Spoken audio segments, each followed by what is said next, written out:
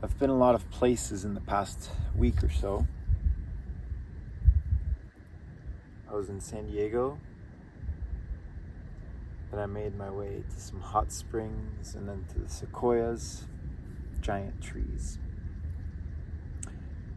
And then shot my way up to San Francisco on the span of a few days. And now I am in Marin County.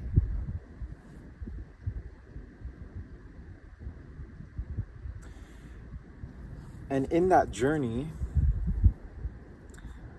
it has been an oscillation between the deepest forms of contrast of the human experience, going from concrete jungle San Diego to pure, absolutely untouched, snowed-in sequoia nature, to technocratic concrete San Francisco, to relatively untouched, beautiful rolling hills of Marin County, overlooking Mother Ocean.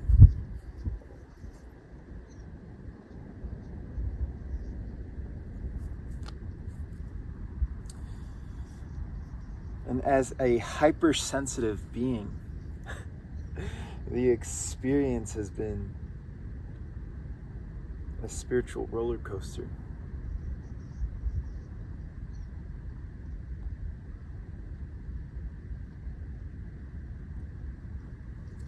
I'm going to get a little vulnerable with this share.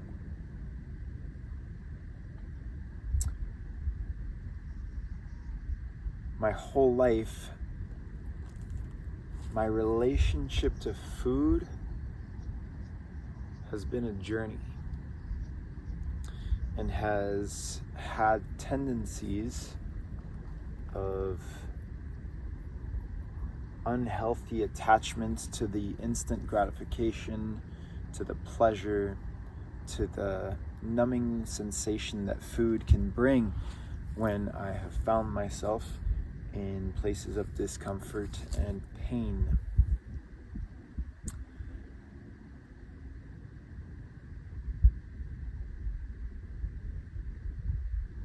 And in this time, I have been living out of a car,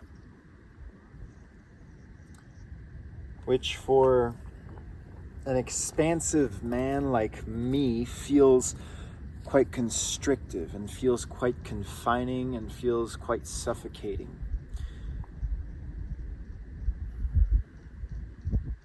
It's a very small space.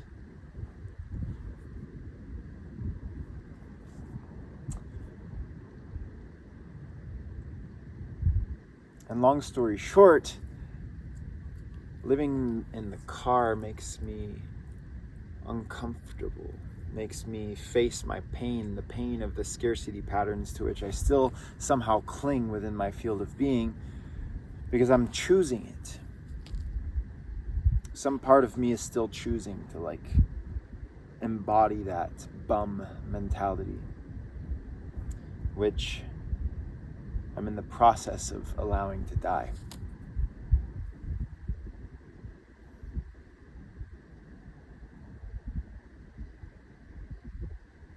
So it's been some shadow work. It has been some shadow work to the max, for which I am grateful. So I found myself in San Diego and in San Francisco without a kitchen. And so with my mind so easily telling me oh, well, we don't have a kitchen, so gonna have to eat out to eat. Well,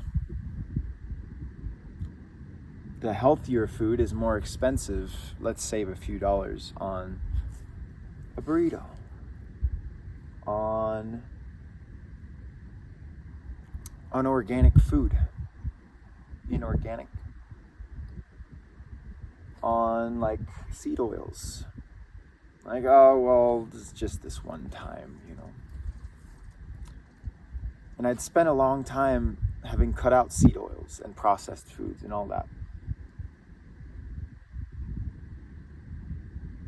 So that's not to say I went completely off the rails, though maybe I did.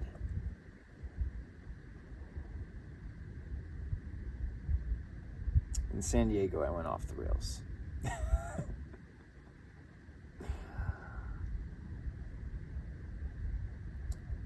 I allowed the ghost of my past self, who had a strong affinity for California burritos, I allowed him to have several in this current body, in this current form. It did not feel good in my body.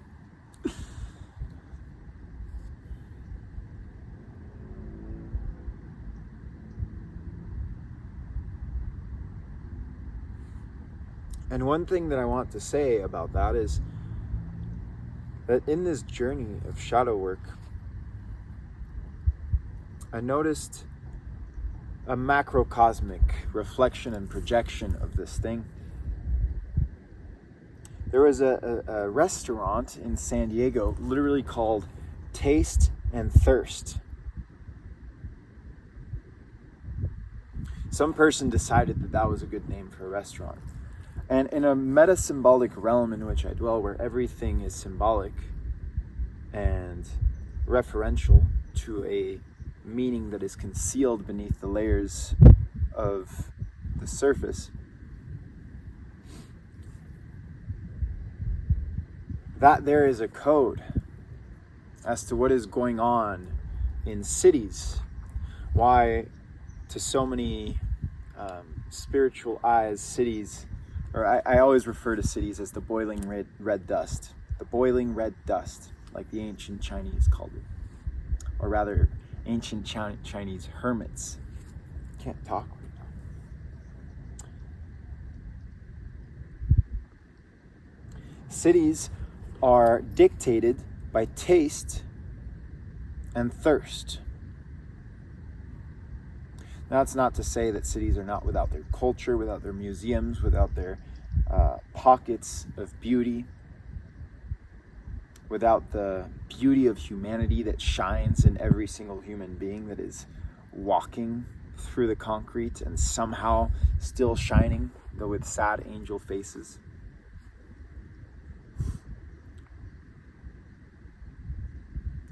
Taste and thirst. Thirst referring both to the quenching of literal you need water to live, but also the thirst of like a dog that's like and then sexual thirst, lust. And there being an enmeshment between the taste, the flavor, the gratification of consuming good food, good tasting food, and then sexual desire. The two are interwoven. It's not a coincidence that I'm in our men's group in the sacral realm of our energy work right now.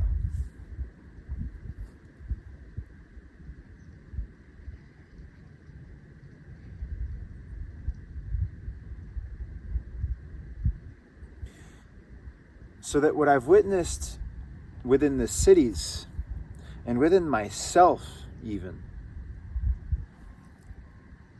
is a relationship between lust and food, this reaching for carnal pleasure to fill the pain that goes unfelt and that we're too afraid to feel, or that we're too uncomfortable to feel, or that we're not in the proper place to feel, we tell ourselves.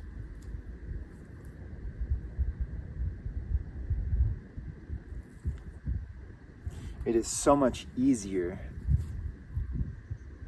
to feel the impulse of your stomach that's like, I want food. And then just be like, that's kind of uncomfortable. I'm just gonna go for it. Food. Ice cream. Chocolate. Pastries. Coffee. Fill.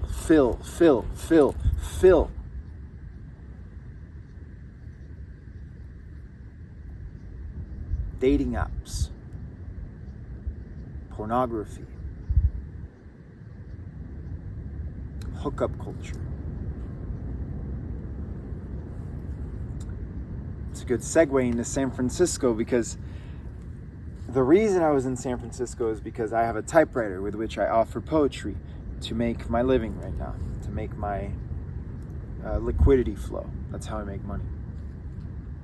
And so I went to Jack Kerouac Alley, next to City Lights Bookstore, and Vesuvio's. I was a big fan of Jack Kerouac. And I offered my poetry to the drunken masses. And there, I witnessed the continuation of this lustful reaching out. I just like felt energetically how these people are like purely operating from like here to their tongue, to be like, ooh, I want to taste this. Ooh, I want to taste, like I need to fill with a numbing taste, whether that taste be food, ice cream, pleasure, just like all of these places that are designed to fill these pleasures. And then also all of the drunken people at the bar who are hanging out outside, I can just like see them flirting with one another, and they're just like trying to like taste each other, to like lust after each other. And that the very same energetic structures that produce and create bars will create the fast food, will create the unhealthy restaurants, which are just like, everything is unhealthy.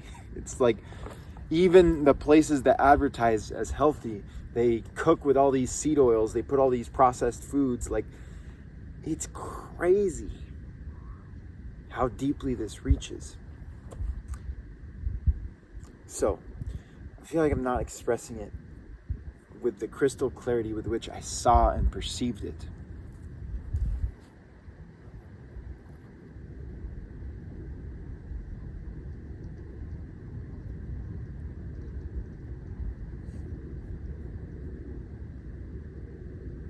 But there is this carnal force that is part of our animality,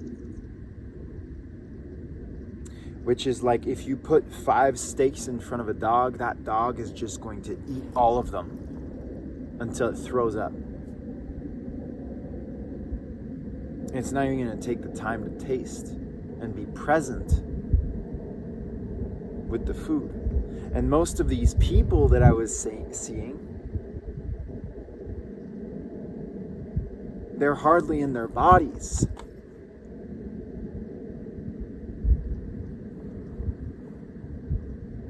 They're just like these automata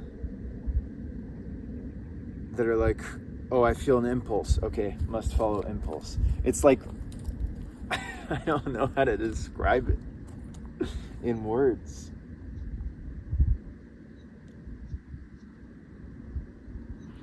And as a hypersensitive being, I found myself picking up on this energy as I was living in San Diego and in San Francisco. And then when I'm in nature, in the hot springs, in the sequoias, or right here, that force is so much lesser in my body. It's like, okay,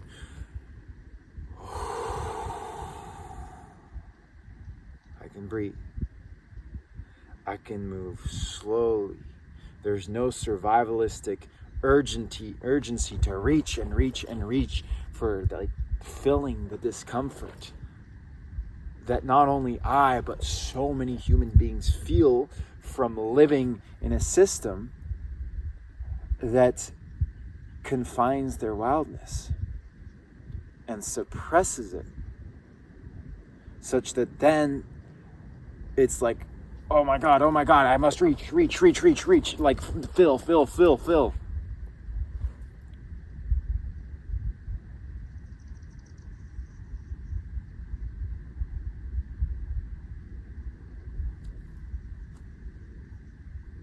And each time that we reach and we fill and we consume and we consume and we consume,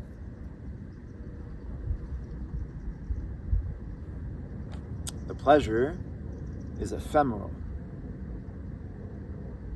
And generally, it feels good illusorily for just a moment, and then you feel like shit. And then since you feel like shit, you're like, wow, I kind of feel like shit. Oh, here's this other impulse. I'm gonna reach for my phone and scroll. I'm gonna go drink myself to death at the bar. I'm gonna go lust after a woman or a man.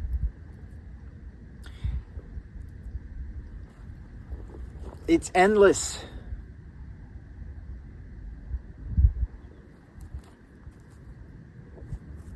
Here.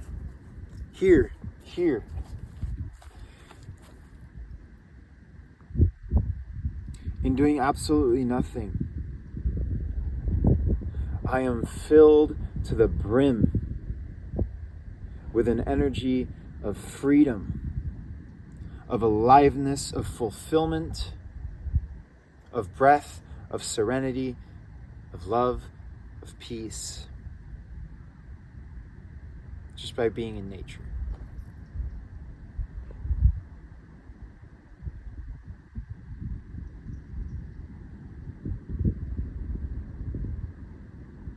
And somehow we have walked away from that simplicity, which so many of us have.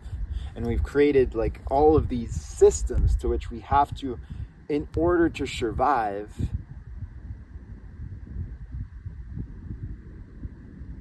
do the very things which keep us away from this simplicity.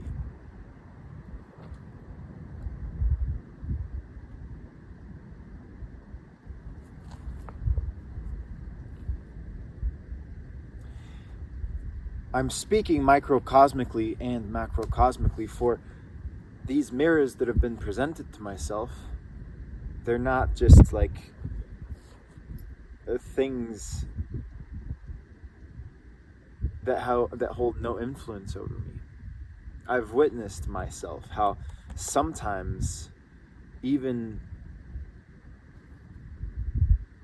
as I devote myself to going out into nature for a day,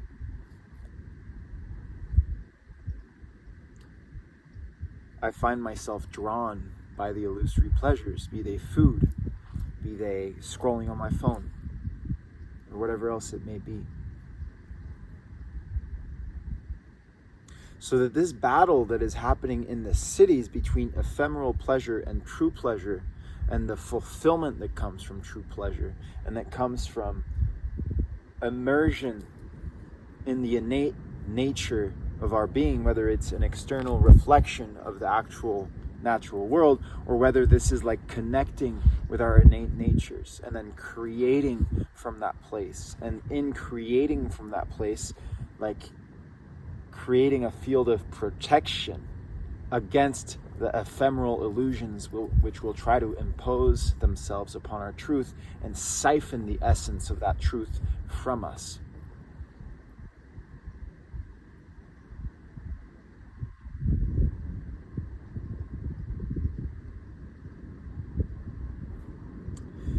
The war is microcosmic within each of us. And I would like to get to the point in my life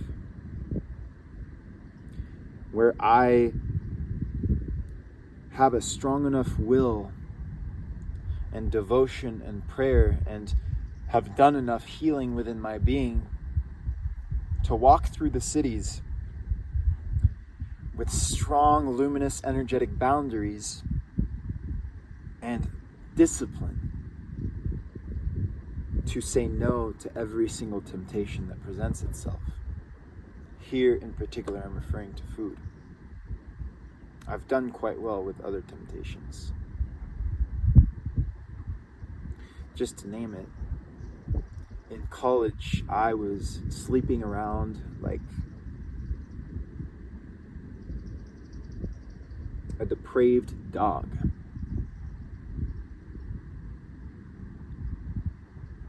And my relationship to sexual lust has been a challenge for much of my life. And here I found myself surrounded by apparently physically beautiful women, and being presented with all these temptations, like people like coming up to me, and I was just like, nope, I'm writing my poetry, be gone. So I'm quite happy with that. But it goes deeper, and it reaches into consumption in all forms.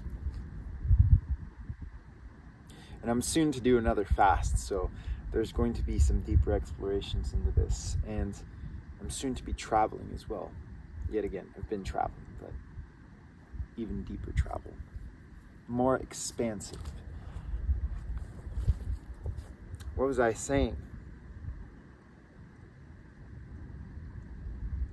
So as human beings, as the sources of all of these macrocosmic projections and constructions of the world, like, human beings have chosen to build these cities. I'm pointing that way because San Francisco's over there.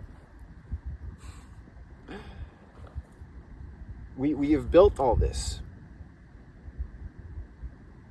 Whether our shadows have done it, or interdimensional beings through us, or whatever else, whatever kinds of energies have used us to build these things. Nevertheless, our wills, our hands have done this. And I have hands, and you have hands, and I have a heart, and you have a heart, and a mind, and a soul, and this entire microcosmic body, vessel, representation of the divine that does contain the fallen nature, and that does contain the angelic nature. And there is something of a war between these two within the coiling rivers of your DNA and your ancestry. And if we build and create from that place of lust, and from external reaching to fill the pain, and from consumption to fill a void, and we never heal that, there was a bug that just flew by.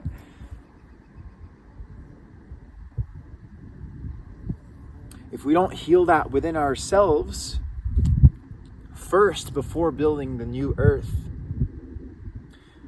then the very same structures are just going to take that energy, that energetic form, and put it in a new materialization. Same problems.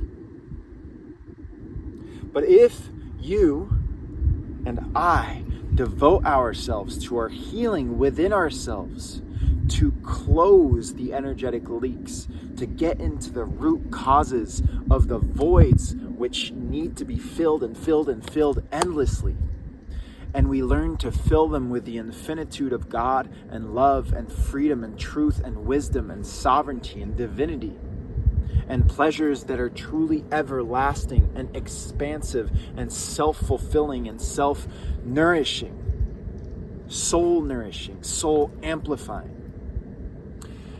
When each of us does that within his or her microcosmic body, and we learn to operate in and through reality from that place, and then we create and we build and we create systems and we create communities and we create spiritually based cultures, and we breathe the spirit of our breath, of God's breath, into the culture itself, into the world, then the systems will no longer be built on the false constrictions of the city, of these lustful, boiling red dust systems that only serve to enslave and imprison and confine to mortal pursuits of infinite vice.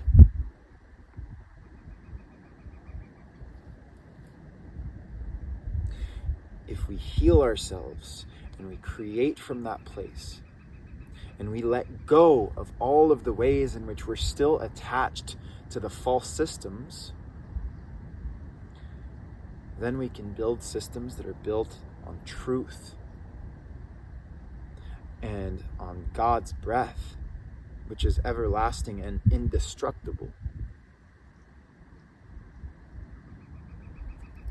and rooted in the true abundance of reality and being, which is free.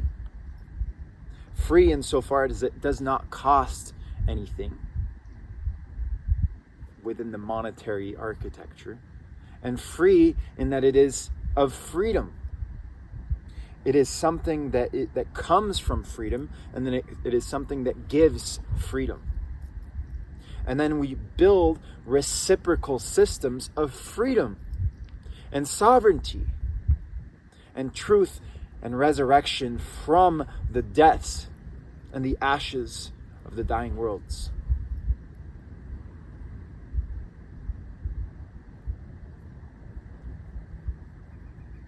All of that begins within. And I don't know if it's within a single lifetime that happens, or if it's going to take several lifetimes, if it's going to take our children and their children to do this work. It's probably both and. But the moment that we let go of those attachments to falsity, of those attachments to vice, of these fallen tendencies, and of the voids in which they're rooted,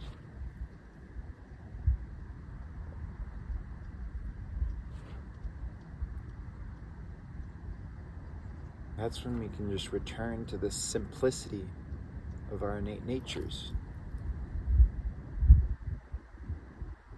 and the freedom that emerges from that.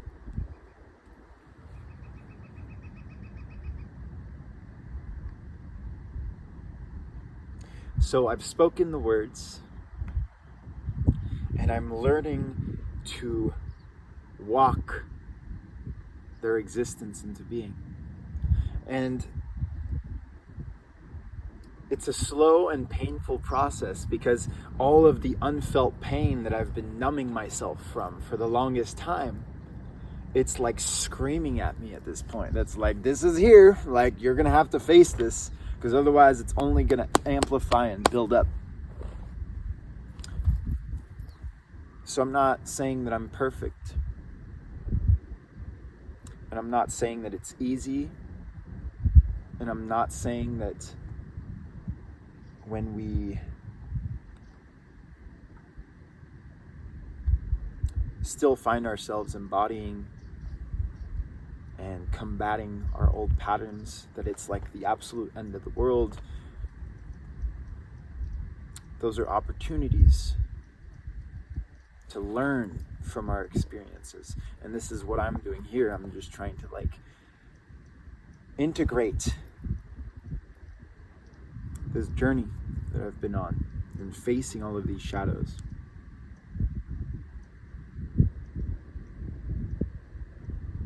But nevertheless, we strive for perfection,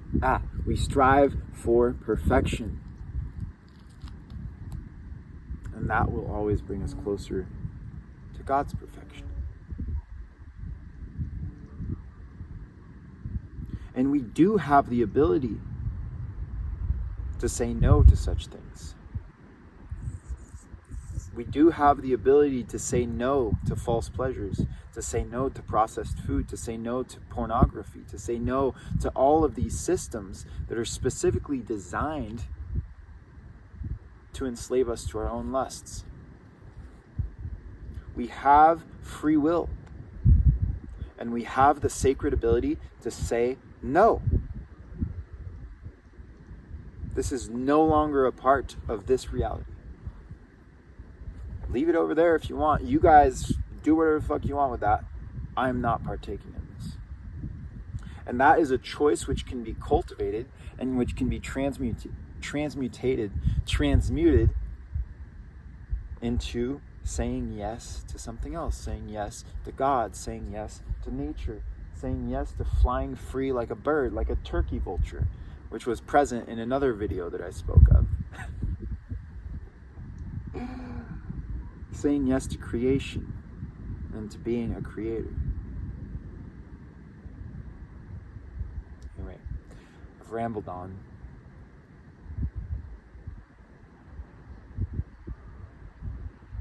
It's a process of healing.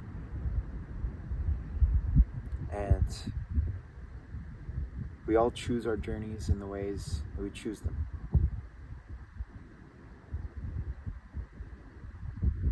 Love, compassion, prayer, and devotion to truth. These are your greatest allies, for they come from God, the greatest ally of them all.